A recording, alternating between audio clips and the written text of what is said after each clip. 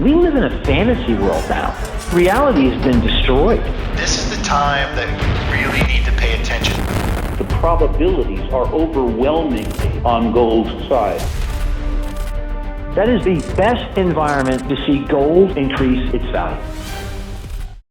Welcome to Palisade's Gold Radio. I'm your host, Tom Bodrovics. Joining me today is Peter Grandich from Peter Grandich and Company. Thanks for joining me today, Peter. Tom, it is truly always a pleasure to speak with you. Absolutely, you too. It's good to have you back on the show. And I'd like to start by talking a little bit about why you think we didn't have a recession last year, as many people were expecting, and if you think that makes it much worse when it actually gets here. Well, the answer to the latter part, yes. And that's why I've been in the 2024 camp, was not in the 2023 camp in 2022. Continuing massive money being created despite the claims of tightening. The BLS, which is supposed to be responsible for providing adequate opinions on where the labor force is at, and they really should just take the L out of their name and just call it the BS, because when you have 11 out of 12 months have to be redone and all restructured lower to where the net result was there was almost 500,000 jobs less than reported, throw in just a outdated and manipulated birth death model that they use, the labor picture was a lot worse than was made up to. We still have consumers. Again, we just saw it last week, Tom. 7/10 is consumer spending, 3/10 is personal income. If you're spending $7, but you're only earning $3, you got to make up the difference. And they continue to borrow and borrow and borrow. And that has forestalled the inevitable. But I'll tell you what has been happening, Tom, in all of this. It doesn't get headlines. It's certainly not discussed in the Wall Street financial media, but in the real world, it's happening in big time. Talk to anybody in the food bank business. They'll tell you it's double to triple the amount of people online, and more people of working class and levels higher than you imagine. We have 65% of Americans working paycheck to paycheck, and we now have a large share of Americans having to use credit cards just to pay for necessities.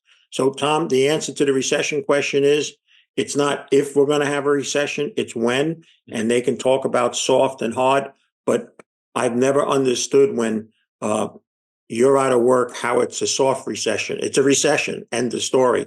And we're now seeing dramatic increases and significant layoffs at the big companies and all the things that have to happen to really get to that point when suddenly everybody realizes we're in recession. Mm-hmm. Do you think that being in an election year, Peter, that changes the recession outlook? Well, there's certainly been an attempt behind the scenes to soften it. My personal opinion is that's why the Fed chairman worded his view that turned the market and really accelerated it towards the end of last year. He used wording to sound like there'd be a lot of lower interest rates and all, but he knows he can't really commit to that at that point because he still has an inflation issue that's not back in the bottle. Now, Wall Street believes it'll be put back into the bottle and made like it's never going to exist. And once the inflation genie's out, it's just a matter of how much more temper you can keep that genie from getting out of hand. But there is political pressure, and I just think they take it upon themselves to feel that they don't want to influence the outcome. So maybe they don't move in one way or another more than they would have. But I don't think it's highly favorable that they're just going to manipulate the market so a certain party can win. I don't think that's the case, or at least I hope it's not the case. Mm-hmm. Peter, you and I discussed a couple of the issues, let's say the biggest political issues going into this election cycle for most Americans before we started recording today. So how do you see the biggest issues that most people are focused on right now? Well, unfortunately, most people aren't focused on them, Tom, certainly not the working American. And part of the reason is they're too busy trying to stay afloat. I mean, that's God's honest truth. But I've considered 5 issues as critical now.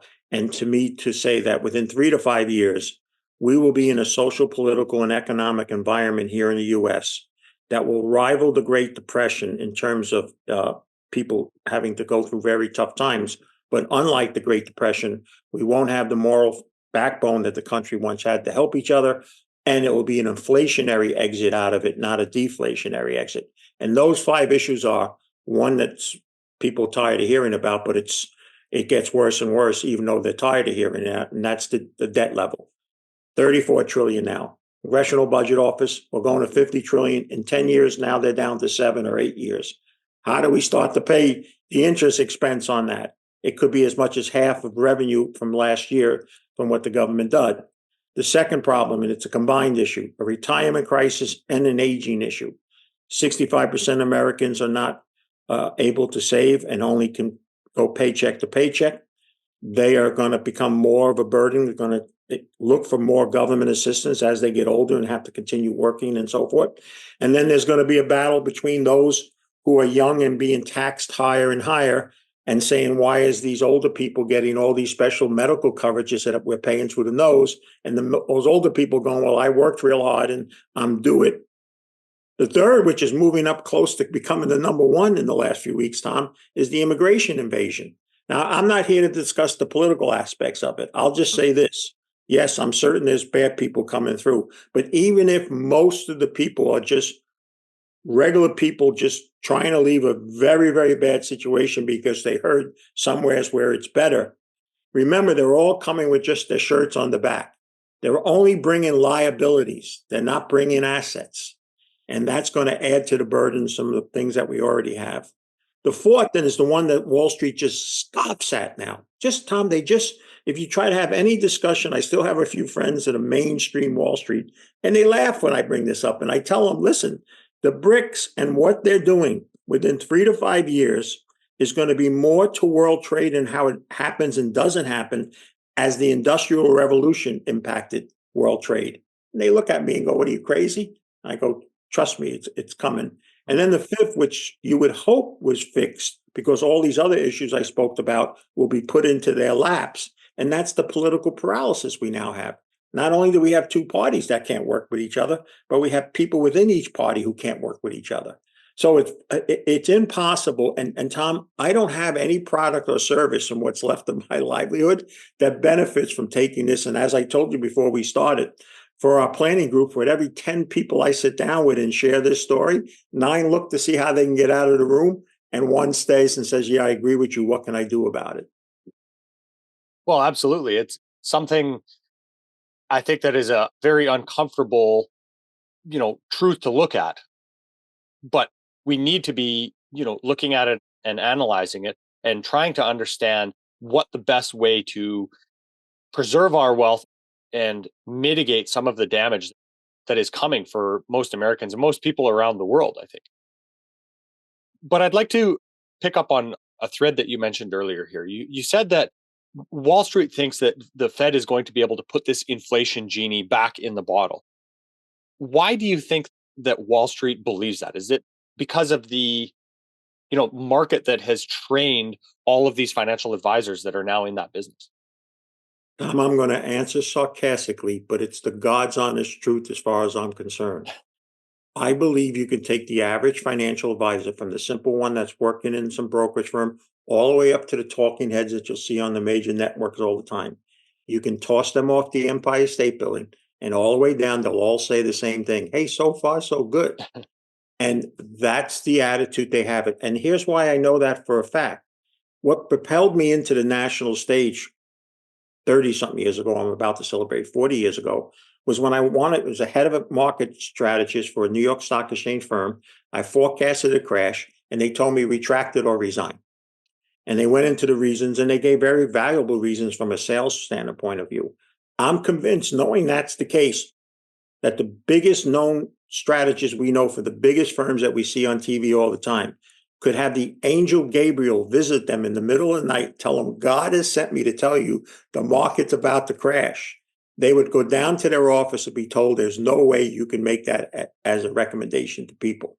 So I always believe I call it the don't worry, be happy crowd. That's how those people, there's an extreme bias. As much as there's a bias in some of the hard asset group, I know people who've been 40 years telling me silver's going to 300, the world's coming to an end and all. It's the same in the Wall Street end. But people, it's more palatable. It's more acceptable. People will always be more optimistic than pessimistic. They'll always think a dollar stock can go to 100, but never think about $100 stock could fall all the way down to $1. Mm-hmm. Well, part of that way of investing could also propel the stock market down quicker and further, because there's a lot of these people that aren't necessarily looking at it or care about it the same way that they used to, 40 years ago, when people, worked a lot harder and had to have a better understanding for what they were investing in. Is that accurate? So, Tom, when I started 40 years ago, 90% of the trade volume, which at that time only took part on two exchanges, the New York Stock Exchange and the Amex, was retail investors. And they was really in the markets just to be part owners of various businesses. Mm-hmm. Some would sell because they thought they did well. Others thought that company could do even better. And that's what the stock market was really created for, a place where part ownerships of businesses can trade. Well, first of all, 40 years later, if you watch any of those networks that show you people still sitting at that exchange, well, that might as well be a museum. Most of the trading is not happening at the New York Stock Exchange anymore. Also, over half the money now in investments in the stock market is in passive funds. It is people that have put money in with usually others to manage it, and to manage it against some sort of index performance or some sort of sector or what have you. It's not, the manager's not each day trying to figure what he needs or she needs to buy or sell that makes up the fund and so forth and so on. The other half of the money that's in markets right now, I estimate between 75 and 85% of it is being driven by computer algorithm programs, which may be very simple, where they're just buying or selling based on news headlines and words in the headlines, to some very sophisticated quantitative gamma, all sorts of things that are hard to spell yet, let alone to understand what it means. And only a small percentage now is really what the market was like 30 or 40 years ago. And I bring that up for a couple of reasons, because you're absolutely right. When we become so narrow focused and so driven in really just a couple of ways, if there's reasons for those type of people to change their views or do the opposite, it will be accelerated very quickly, because there won't be that underlying support that be looking there to step in there. But I also try to explain that to people who are older like me, who still try to invest based on factors or fundamentals from 30 or 40 years ago. They don't exist because the board game itself has changed. Mm-hmm. So I think that's a very, very important thing to understand here. And for me, I don't think the market is anything more than very sophisticated and highly technical casino. And the house, all the casinos I've ever known, if they're smart, they end up winning. And I don't think it's going to be different here. And that's why I think more investors will come out on the short side than they will on the long side in terms of success when it comes to the stock market. Mm-hmm. So, Peter, how do you see the growing debt issue? And going back to, my earlier question about what most people are concerned about politically, should this be one, if not the biggest issue on people's minds? Well, it should be. When you have a government that now, you and I just spoke that just the day before we recorded this market suddenly took off in the afternoon because the government announced that, hey, good news, instead of having to borrow $820 billion, we only have to borrow $760 billion. Well, Wall Street said, that's fantastic. We still have to borrow $760 billion for just three months to run the country. And at that rate, that's a $3 trillion plus deficit. Now, you have to understand, when I started, we didn't even have $1 trillion in national debt. Now we have multi-trillion-dollar yearly deficits, and the growth of the debt is so off the charts now that the Congressional Budget Office, that just less than a year and a half ago predicted $50 trillion in 10 years, now believes we can get to that $50 trillion as little as 7 years. So let's say that they're right or close to right, and there's a $50 trillion debt. Interest rate 4 or 5%, not very high historically. That's about $2.5 trillion in interest expense. Tom, last year was the best year for the government ever from revenue, little over $5 trillion. Mm-hmm. Now, some of that will grow, over these next 5 or 6 years, but on average, we're going to be looking at almost half of our income going to interest expense.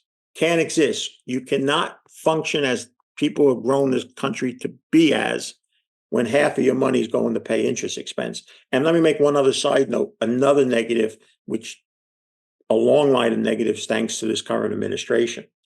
The Biden administration has decided to start forgiving some student loan debts. And some people I know go, that's nice. Probably those people need that help. And I say, and you go out and ask 100 financial advisors all around the country. So what's the largest U.S. Asset that we own? Almost none of them will get the right answer. And that's student loans. There's more student loans on the asset side of our ledger in the United States than any other asset. Well, if we're now starting to forgive it, and I won't even begin to argue why I tell you we shouldn't be doing that, because people like me who paid their kids' way to college now are going to make up for people that aren't living up to the debts, and they're going to tax me more because now that money's not available. So I kind of pay for it twice. Mm-hmm. But if that's the attitude, where does it stop, Tom? Is the next thing, well, there's certain people that are behind on their mortgages. Oh, look at these car loan people. So it's a Pandora's box that's been opened. And let me add one other thing, Tom, perhaps the most single thing outside of what we spoke about that's important that I would love to share with you today, which I'm sure you personally are already aware of. We now have about 7 states, and Vermont is leading in this right now, actively trying to put into legislation a wealth tax. Now, it sounds good at first, tax the billionaires or tax the wealthy. But also included in that is, to me, the biggest, dumbest, stupid idea that this country may have ever had. And that is to tax unrealized capital gains. Mm-hmm. So I give people an example. You bought a stock at $1 in January. It did great. It's $2 on December 30th. As far as the government is concerned, come December 31st and you still own it, they now want you to pay tax on that gain even though you haven't taken it. Now, January, bad news on that company, Tom, goes back to $1. You now have to write a check in April for a gain that's gone. It's like telling somebody halfway through a race, and because the horse is in the lead, that's the one you're going to make the winner and everybody else loses. I mean, it's preposterous, and it's gaining momentum. And you know why, Tom? Because they have to find ways to keep taxing and find more and more money because we keep spending more than we take in. Well, I think that's the biggest way to help people understand this is, the national debt seems so esoteric and in a way non-consequential for people. So this is a way that, these rising taxes everywhere, at some point you're going to be affected by this. And that is, I think, the best way for most people to understand it, right? It has to hit the person directly. I'll give you an example, the immigration. The immigration a few years ago was the same as now. People were flooding over, but we looked on our news and we saw it was a couple of states and didn't seem to be impacting me in my day-to-day life. Okay. Then it accelerated when these governors got smart and started to send these people to places around the country. And suddenly those places that originally said, oh, we're here to help everybody, as soon as these people showed up, sorry, we can't help you, or try a way not to. But now it's starting to impact people daily. We're witnessing where schools are children are being taken out of school so immigrants could be placed in there. Places that were built in places in Maine and underwater for low to middle income are now immigrants are being put in, and homeless and veterans are being taken out. Now it's impacting individuals. And it's probably going to take that to where people finally sign. But Tom, by the time the average person realizes the true problems with this debt, it's going to be way too late. There's not going to be really anything they can do. And they're going to expect those people in Washington to solve or fix the issue. The very people like got us here and now can't even get along with each other, let alone the other side. Mm-hmm. It's a horror story, Tom. If I was making a horror movie and didn't want to show blood, I just have to show what's really happening, because it's worse than any horror story, a movie that Hollywood can make. Mm-hmm. So, Peter, as we're talking about all of the debt that we're accruing right now, what effect is that going to have on the bond market and, the knock-on effects of monetary and fiscal policy as well? Well, that opens another door. We're noticing significant drop in interest of our debt outside the United States. Part of that is because the BRIC nations that are going to be more and more don't want to have any involvement with the United States, including owning their debt. And we're also watching that it is becoming more challenging to fund this because we have to create more and more of this funny money out of it's so funny money, and I just wish the average American can understand how we've gotten to this and all of this, because people still, Tom, I still meet people, very sophisticated people of means, people that have done very well in businesses, and they think there's still money sitting out there that's going to pay Medicare and Medicaid and Social Security and all, and yet they don't understand the ramifications. So let's put it this way. There still are a handful that keep talking about we're going back to 2% rates and 2% inflation. Can't happen.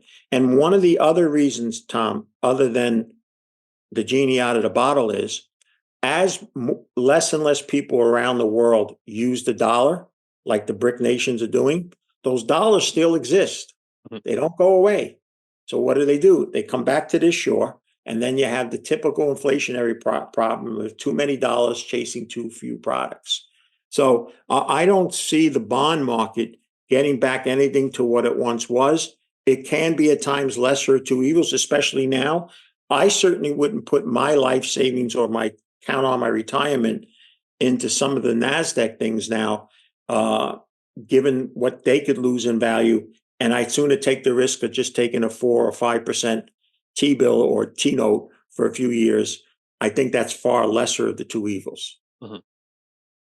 Well, as we're talking about, let's say, the value of the US dollar and the value of the US debt, you mentioned the BRICS and its growth earlier. So how do you see the progression of that system? Are things going to change slowly and then all at once, Peter? There's another commentator, and I don't want to steal his thunder because he was at least the original person. Maybe he took it from somebody else, but his name is Andy Schectman, and he does this presentation about drip, drip, drip, drip, boom. And that's how they're proceeding with it. They're moving forward. They're establishing all the things that they need to do, banks, understandings, things of that nature. They've begun to trade away from the dollar. They'll be building more countries into it. And then one day, like you said, boom. The recognition is, and then by then it's too late. Same thing, and I don't want to switch out, but it is an important thing. It's just look what's happened with gold trading. In a few years' times, we move from the dominance of London and New York to Asia. There's no question now, especially on the physical market.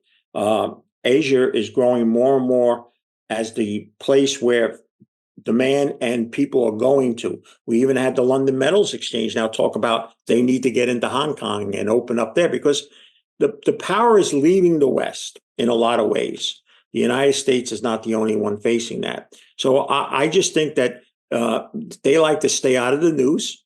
They'll do their thing and let everybody think it's hunky-dory with the United States.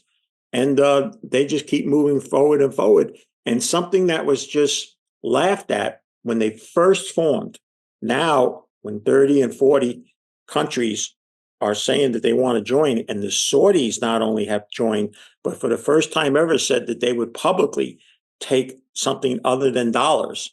That will be looked back as historians as the watershed effect. And part of that watershed effect happened, Tom, because of how Biden handled it and how he mishandled the relationship with the Saudis. But we'll leave that for historians. Mm-hmm. Well, Peter, is the BRICS something that the U.S. should try to find a place in? Should we be trying to work together with that system to find a way to coexist? Well, the main reason that they have moved away from us is because they don't believe in the way that we see the future or how we act in that future. And that's also, and I'm sure you've had many more distinguished guests for me to speak about it, and it's probably above my pay scale, but empires and how the history has shown of how empires grow, and from Roman to the Dutch to Great Britain and now the US. And we're in that time frame now where basically on average they turn over and somebody else becomes that. So I don't think they're looking for coexistence, even, at least the BRICS aren't. I think they're looking to become the place, and too bad, United States, we can live without you. We don't want to live under your thumb. And let's be honest, in some ways, the United States had an aggressive thumb, militarily, economically, so forth and so on. And I think the final straw for them is how not only how we left Afghanistan and left our so-called allies, but what we did regarding the Russia situation. And they didn't want to have to be put in that same position down the road. Well, as a giant trading partner, to me, it would make sense to be able to have some type of a relationship on a more equal footing than they have in the past. Yeah, I think, Tom, and again, I've learned only one thing. If you try to see the future through a crystal ball, you're only going to learn how to eat a lot of broken glass. But my best guess is that once it does become apparent and we're actually losing, that's when the United States will knock on their door and say, how can we work with this? How can we be a better friend and so forth?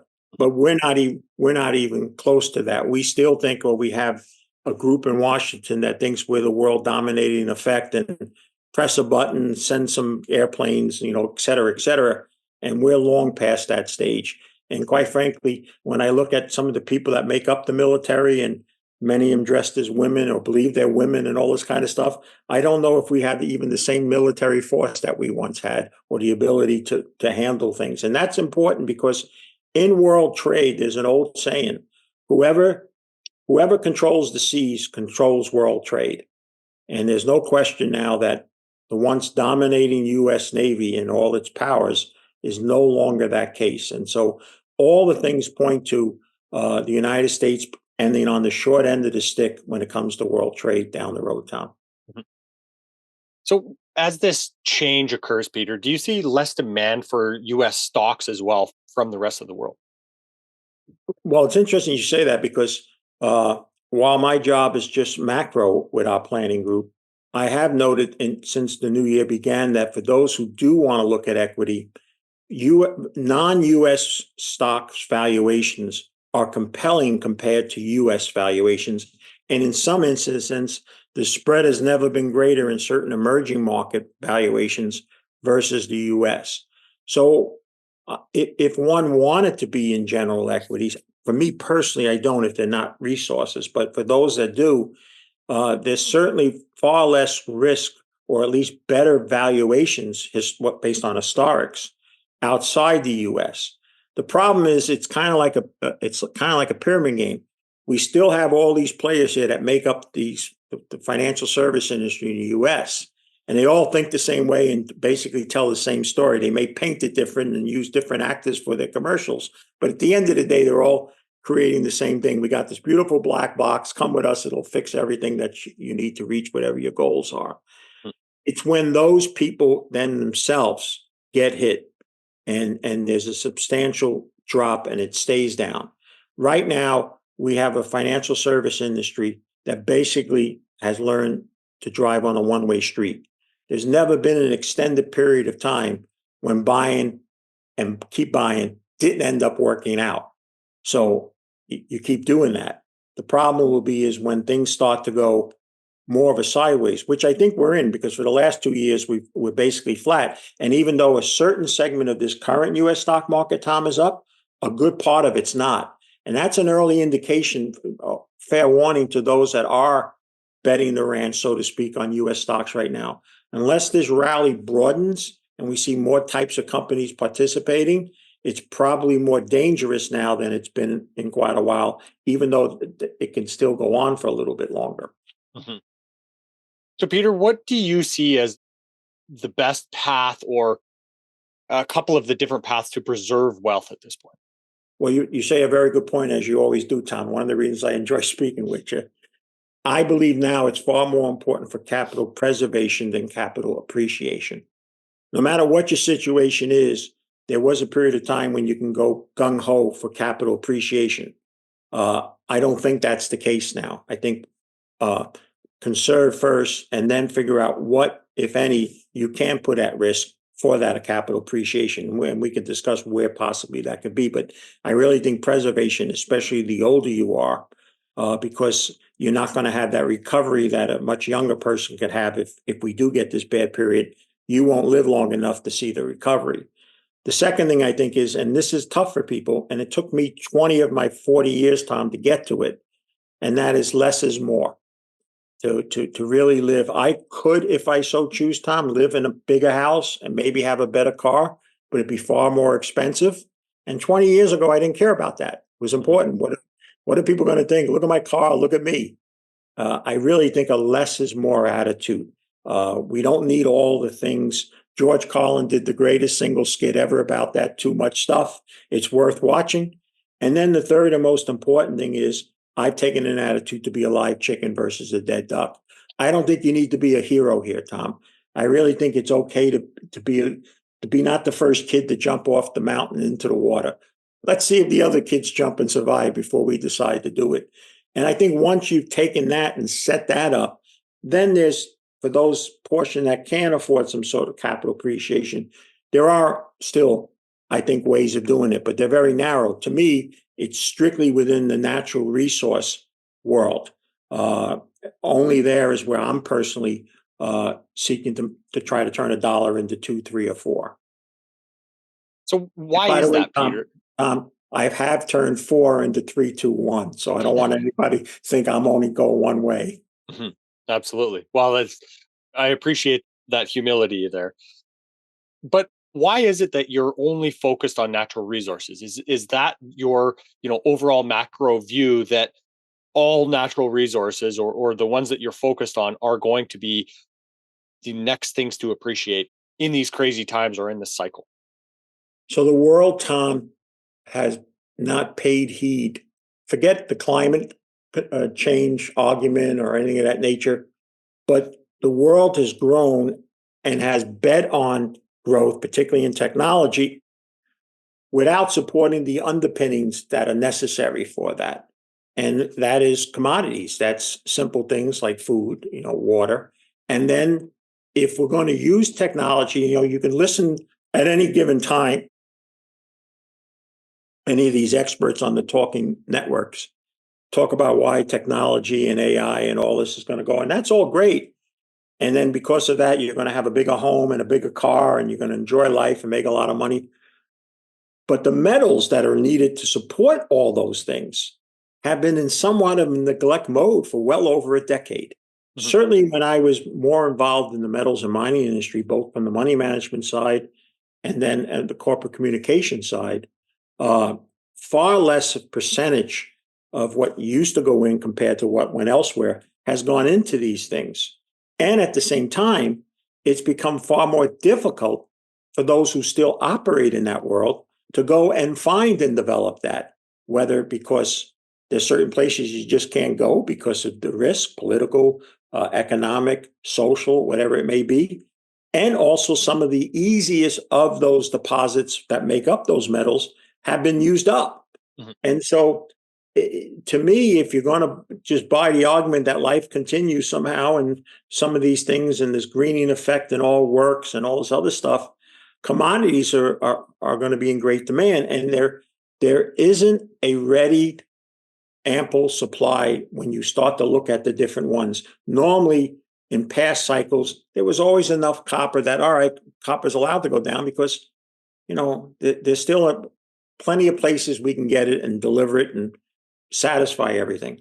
It's not the case now, and it's not the only metal that faces that. So that's my main reason for it. The second is I understand it or have found somebody I think that truly understands it versus trying to invest in areas that I don't have any expertise in or have identified anybody that did. And it just makes natural sense that commodities, which if you look now in many comparisons to general equity markets and all, have never been cheaper, or the ratio has been either close to or the best it's ever been.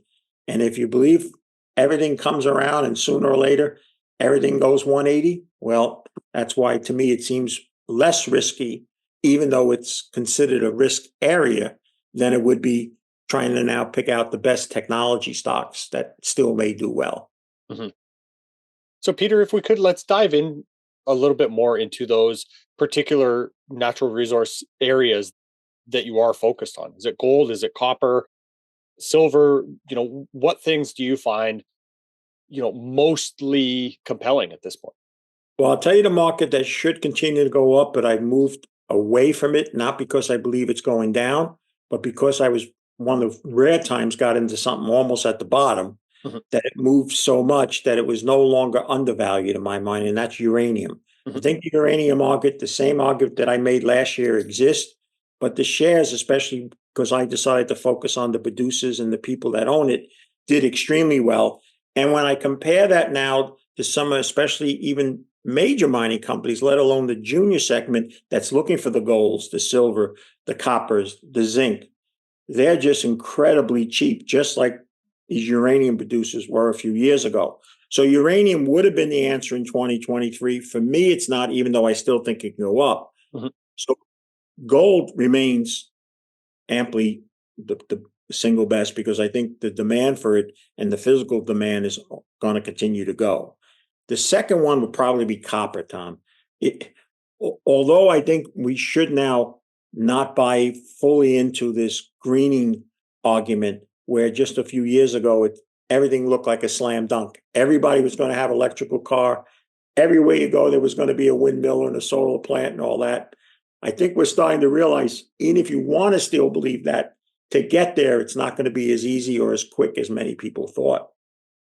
But even with that the case, even if you only give it half the credit that you might have given it a year ago, the fundamental argument for copper is very, very bullish. So I guess copper would be the second choice. I think lithium now has come down enough to where you can look at it again. I also think, there's people into this lithium battery argument, and they don't realize without phosphate, the lithium battery don't work. But that's a very small market. There's a company I'm involved with there. And then I think the various base metals that need to exist. But Tom, I've done two things. It's very important for me. One, I've limited my investment area to North America. The economic, social, and political risks now are too high for me elsewhere. And the straw that broke the camel's back was what happened in Panama with a major producer.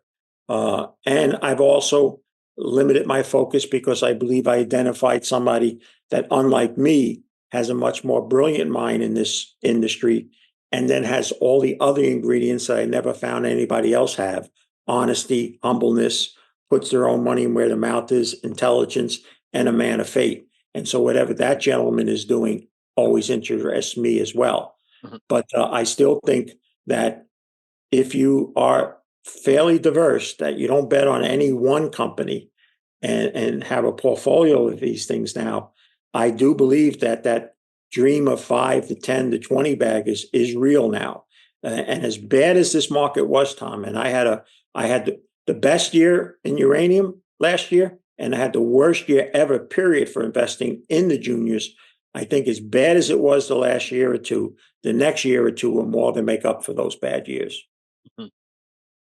So is it a broad gold bull market why you place that kind of at the top of your list, and that, maybe continued demand from central banks? What are some of the reasons that you like gold so much right now? Well, my favorite comedian was Rodney Dangerfield. Young people would have to look it up to know who he is. But Rodney Dangerfield... Let me guess, because it doesn't get any respect. Doesn't get any respect. You got it. And it doesn't. It's treated like a relic. Wall Street, the investment community, treats it as if it's kryptonite. And it is, because it goes against what they have mostly everybody into their eyeballs, financial assets, with no exposure at all to even offset it. And it also somehow managed to work for a couple of thousand years. So I think that's a smart thing if you're a person, use something that's worked for quite a while. And here's the question you can ask 100 advisors right now, especially those that have only been in the business since 2000 and going forward, which is the majority of them. What has performed better since January 1st, 2000? Gold or the stock market? 99 out of 100 will answer the stock market. And the truth of the matter is gold has outperformed the stock market. And yet so few people have ownership to it. But the underlying fundamentals to it, besides those that we just noted, is the continuing increased demand for it. It's obvious that the countries in the world that are unifying, or at least where growth can be more hopeful, continue to see their central banks accumulating it, and that can only be because it's not for a trade or just speculation. It's because somehow they envision it becoming used in the monetary system, whether there's a total change in the reserve currency, an alternative, or even just among themselves. They will find a way to use gold to make it a more worthy currency or medium, whatever they use for an exchange, than the US dollar, which is backed by absolutely nothing. Mhm. Peter, something I've gotten, a lot of guests to comment on is why they think that the miners were so undervalued compared to the metal that has really, held in there quite well, as a lot of people would consider, even those that don't necessarily love gold. So, what is your take on why the miners have been so undervalued? Well, first of all, it's never in the investment world on their buy list. It's just not. That some analysts, don't get me wrong, some of the big producers, some of the firms will assign an analyst to follow a couple of the bigger producers, but it's never the exposure. But the industry that I worked in has radically changed in the last 10 or 15 years compared to when I was both the money manager and then on the corporate communication side. And let me give you some of the examples. First of all, they just had perhaps one of the most popular retail mining shows that take place every year, just took place in Vancouver. And it was, I understand, extremely well attended, some bright spots of younger people being there and so forth and so on. But at those shows and the shows that used to take place around the world, used to be a lot of retail financial advisors, or what we used to be called back in the old days, stockbrokers. And they themselves built book of businesses on different mining companies and juniors. And so if you got one investment advisor involved with your company, you got their 200 to 500 clients involved with that. That's a dinosaur. There still may be a handful of financial advisors that are making a living buying and selling stocks and charging full commissions or near full commissions, but that doesn't exist. So one of the things that happened to the mining industry, and particularly when you went down the food chain to the juniors, it became much more challenging them to market their wares for that reason. The second reason has been compliance. Basically, in the United States brokerage community, even with some discount brokers now, let alone full service, don't even allow unsolicited buys of junior resource stocks that may have an OTC symbol but trade up in Canada. Very big hit. And then the regulatory. Companies are so limited, especially again on the lower end of the food chain, where mostly it's hope. We're hoping to find something. They can hardly say anything about that hope. And so it's not as attractive. And then the biggest single killer, and this is hard for people to accept, and even old gold guys like me to accept, the cryptocurrency market took a significant chunk of money that used to go in, would have went into the metals and particularly in the mining shares and the juniors, and now go there. And in fact, if they're under 30 or 35, they scoff at me. I mean, I get called every name in the book. I get all these emails from these people when I don't say such great things about Bitcoin. I call it Bitcoin. So the operational and development part of a company, which is challenging enough, and then throw in the other things that you and I spoke about, certain areas of the world where you can't go. Costs are rising, the inflation, to operate, if you are a mining company at all lessen the appeal that used to exist 20 or 30 years ago. But prices now of these companies have been marked so low in the sense of going out of business sale that isn't going out of business. Mhm. We touched on just briefly the uranium market, Peter, and of course we've had a major appreciation in that market here. So, do you think more caution is warranted at this point, and a steady but higher uranium price is going to be better overall for that market than a blow off top like the last market top we saw? I don't see how uranium prices fall any substantially anytime soon. Uh, Other energy sources that people a few years ago thought were slam dunks are running into trouble. The electrification being one, the wind, even some extent solar. And unless there's a terrible accident again that scares everybody about having a nuclear plant. What's changed, Tom, is if you 20 or 30 years ago talked to a United States senator and said, listen, I'm thinking of building a nuclear plant in your state, not in my lifetime. Now that same senator goes, please, can you build it and build it fast because we have a problem providing power and providing it adequately. So I don't think the fundamental underlying argument for uranium is going away. Mm-hmm. The two main things that got me to finally take profits and then put that money to work in the gold and copper and the juniors and all in the last few days was it became very noisy.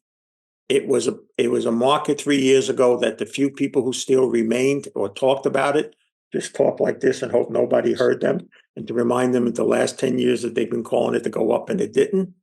And now just about everywhere you turn, there's lots and lots of people bullish on it and hard to find a bear on it. And that always concerns me. I've never been Tom, if this is a fault of mine, it's that I've always been too early.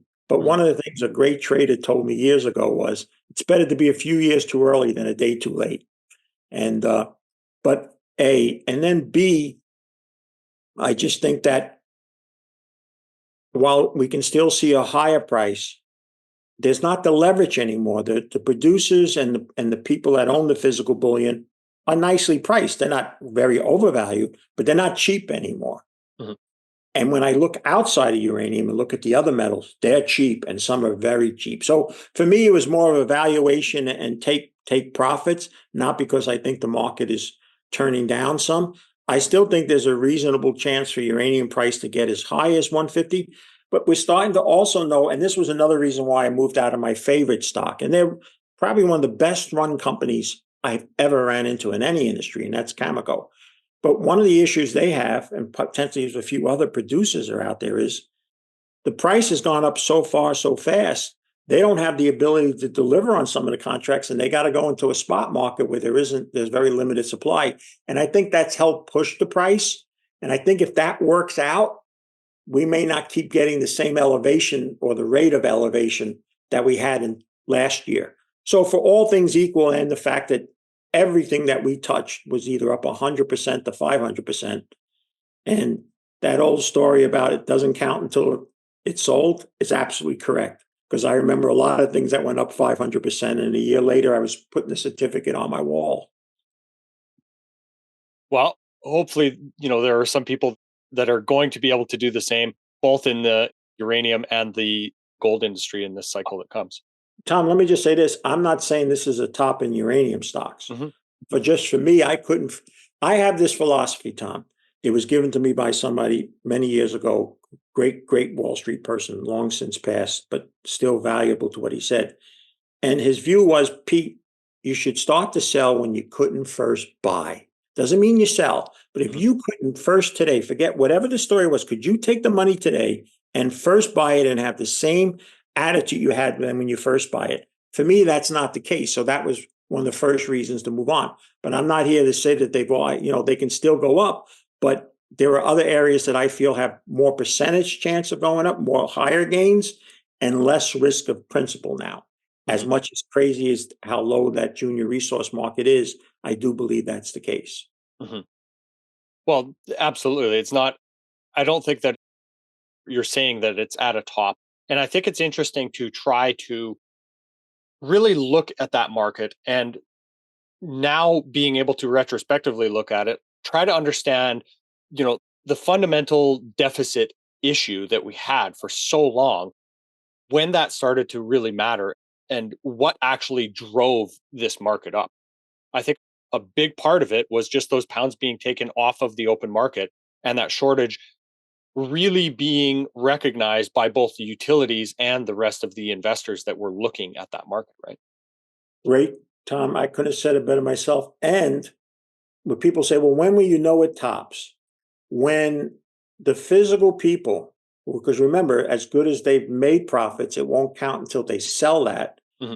If and when those groups start to sell, even if it's not a lot at the beginning, that may be another bell for the people that remain in the uranium. Because you're right, taking that and bringing out these companies to buy this physical uranium and just store it over here help make the difference and propel those utilities now to have to step up and aggressively. But that lessening of each one of them doing that will probably be another line. It's certainly not happening at this moment, but that's a good point to make for those that want to remain in it to use as a flashing yellow sign. Mhm. Excellent, Peter. Well, I think that's a good place to wrap up for today. Is there anything else that you'd like to leave our listeners with before we do? Well, that your Palisades radio, that I listen to every interview you do. May it have a long and cheerful life. Whether or not I'm ever on it again, know that it's a very, very worthy service time. Really say that with most sincerity. Well, I appreciate that, Peter, and we'll definitely have you back again. Of course, for anybody that wants to see more of your interviews, more of your work, that's all available at petergrandich.com. And of course, on Twitter as well, at Peter Grandich, right? Yeah, and there's a YouTube channel where I put up interviews like this, and I even do a few of my own. Perfect. Excellent, Peter. Thanks so much for your time today. Thank you, Tom. God bless. This podcast is for general informational purposes only. Nothing on this podcast should be taken as investment advice. Guests on this show are not compensated for their appearance. Listeners are urged to educate themselves and make their own decisions. Do not base any investment decisions on the information contained. To view our full disclaimer, please visit our website.